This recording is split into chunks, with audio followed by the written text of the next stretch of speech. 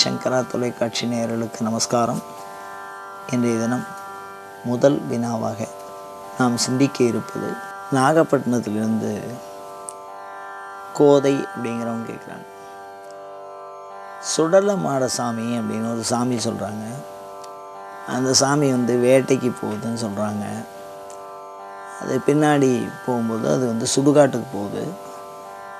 அப்போ ஒரு சில சடங்குகளை செய்கிறார்கள். இந்த ஒரு சடங்கை ஏன் பார்க்கக்கூடாது என்கிறார்கள் அப்படிங்கிறது அவங்களுடைய கேள்வி. அதாவது என்னென்னா, இப்போ அவங்களுடைய பொதுவான சிந்தனை என்ன அப்படின்னா, கோயிலில் இப்போ நம்ம கோயில்களுக்கு போகிறோம், அங்கே அபிஷேகம் நடக்கிறது. அப்போ நம்ம சாமியை காமிக்கிறாங்க, அபிஷேகம் பண்ணுறோம், நம்ம பார்க்குறோம். பால் அபிஷேகம் பண்ணுறது, பஞ்சாமிர்தம் அபிஷேகம் பண்ணுறதெல்லாம் பார்க்குறோம். அலங்காரம் பண்ணும்போது திரை போடுறாங்க, திருப்பி தீபாராதனை பண்ணுறத நம்ம பார்க்குறோம்.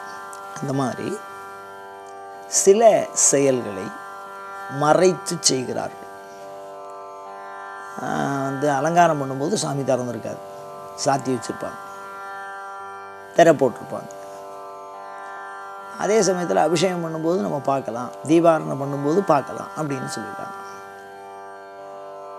அந்த மாதிரி இந்த பலி போடும்போது பார்க்கக்கூடாது அப்படின்னு சொல்கிறதுக்கு ஒரு குறிப்பாக ஏதாவது ஒரு காரணம் இருக்கா அப்படிங்கிறத கேட்குறாங்க. அதாவது சுடலமாட சாமிக்கு பலி போடும்போது பார்த்திங்கன்னா, பெரும்பாலும் அது ஒரு கிராம தேவதை. அந்த கிராம தேவதை பல நீச்ச தேவதைகளோடு தொடர்புடைய ஒரு அதிதேவதை. நீச்ச தேவதைங்கிறது என்னென்னா, வீணே பலிகவர் தெய்வங்கள் சென்று மிக்க அன்பு பூனேன்னு சொல்லுவார் அபிராமிப்பட்டவர். ஒரு சில வேலைகளை செய்யும், அது சில இடைஞ்சல்களையும் கொடுத்துரும். அந்த மாதிரி தேவதைகளை ஒரு கட்டுக்குள்ளே வைக்கக்கூடிய ஒரு மகா தேவதை சுடலமாட சாமிங்கிறது. அது எங்கே போகும் அப்படின்னா, சுடுகாட்டில் இருக்குது. அந்த மாதிரி தேவதை பூத, பிரேத, பைசாச்ச, யக்ஷ, ராட்சச அப்படிங்கிற மாதிரி, சலலி, காளி, பைரவ அப்படிங்கிற மாதிரி ஒரு சில தேவதைகள் சுடுகாட்டில் இருக்குது. அது எப்பொழுதுமே தன்னுடைய நலனுக்காக பிறரை துன்புறுத்த வல்ல ஆற்றலை கொண்ட மனிதனை விட மேம்பட்ட சில ஆற்றல்கள், இந்த பேய் பிசாசெல்லாம் அதில் தான் வரும். அதை நிவர்த்தி பண்ணுவான் அந்த காலத்தில். அதுக்கு அந்த சாமி சுடுகாட்டுக்கு போகும். அந்த தேவதைகளும் உயிரோடு இருக்குது. இருந்தாலும் ஊருக்குள்ளே எந்த விதமான தொந்தரவும் பண்ணக்கூடாது, யாருக்கும் எந்த கெடுதலும் பண்ணக்கூடாது அப்படின்னு அதுக்கிட்ட ஒரு உத்தரவாதம் வாங்குவாள். தீயதை தடுத்து நிறுத்துவது, உள்ளே வராமல் ஒரு சமாதானம். அதுக்கு சாமி சொன்னால் தான் அது கேட்கும். சிவாஜ்ஞையா பிரவர்த்தியா அப்படின்னு ஒரு வடமொழியில் ஒரு வாக்கியம் சிவன் சொல்லியிருக்கார். அவர் கட்டளையிட்டு இருக்கிறார்.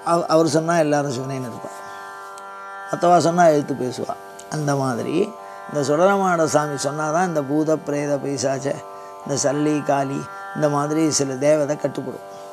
அதனால் அவளை வச்சு அந்த சாமியை அதுக்கு தேவையான பலிகளை கொடுப்பாள். அந்த பலிகளை கொடுக்குற பொழுது என்ன ஆகும்னு கேட்டிங்கன்னா, நேரடியாகவே வாங்கும். அது எப்படி வாங்கும் அப்படின்னா, அதுக்கு பேர் அபியுக்ஷண சம்ஸ்காரம்னு வடமொழியில் சொல்கிறேன். அபியுக்ஷணம் அப்படிங்கிறது என்ன அப்படின்னா, மேல் நோக்கி வீசுவது. அது ஜலத்தையாக இருக்கட்டும், பொருளையாக இருக்கட்டும். அந்த சாப்பாடு ஏதோ ஒரு கவலமாக உருண்டை வச்சுருப்பா.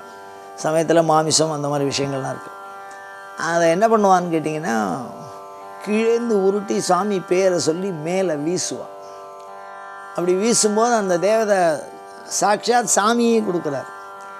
அந்த கொடுக்கும்போது அவரே அந்த சாமியாடிக்கே சாமி தான் அதை கொடுக்க முடியும். சாதாரணமாலாம் வீச முடியாது.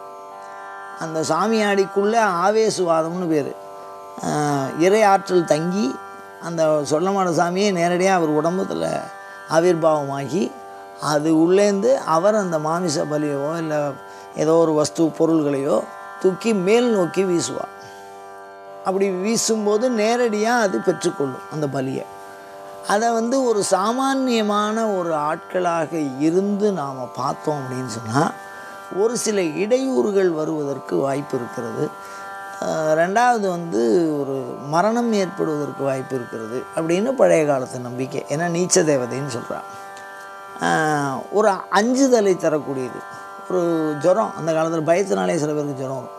அந்த மாதிரி தொந்தரவுகளை நிவர்த்தி பண்ணிக்கிறதுக்காக அழிச்சிடும். அந்த பார்வை அச்சத்திலேயே அந்த பயம் வந்துடும். இப்படி வாங்கி சாப்பிட்றத பார்த்தோம்னா அவ்வளோது. ஆனால் அது கண்ணுக்கு அது தெரியும். இப்போ ஆந்தைக்கு இருட்டில் கண்ணு தெரியுங்கிற மாதிரி அந்த சாமி வந்தவருக்கு எந்த தேவதை எங்கே நிற்கிறது மேலேங்கிறது தெரியும்.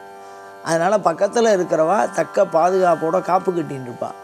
அந்த அவளை ஒன்றும் பண்ணாது. அதனால் சாமானியமானவர்கள் அங்கேயே செல்லக்கூடாது, தீயவர்களை வரக்கூடாதுன்னு கட்டி வைக்கிற இடம். குற்றவாளிகளை கண்டிக்கிற இடம்னு ஒன்று இருக்குது. உலகிலே பார்க்குறோம். அந்த இடம் பாதாளம்னு வச்சுருக்கா, இல்லைன்னா சிறைன்னு வச்சுருக்கா. அந்த இடத்துல யாரும் போய் பார்க்க அனுமதிக்கிறது இல்லை, பார்க்கவும் இல்லை. அந்த மாதிரி அந்த சாமியை மேல் நோக்கி வீசும்போது அச்சத்தினாலும் பிற இடையூறுகளினாலும் ஏற்படுவதற்கு வாய்ப்பு இருப்பதனால அந்த மாதிரி பலி கொடுக்குற சமயத்தில் தரிசனம் பண்ணக்கூடாதுன்னு சொல்லியிருக்கா.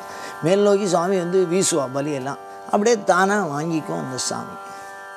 அதுக்காக நம்மளுடைய பாதுகாப்பு கருதியே இது சொல்லப்பட்டது. நம்மளுடைய பாதுகாப்பு கருதி சாமியே அதை கட்டுக்குள்ளே கொண்டு வரார் அப்படிங்கிறது தான் அதனுடைய தாத்பரியம்.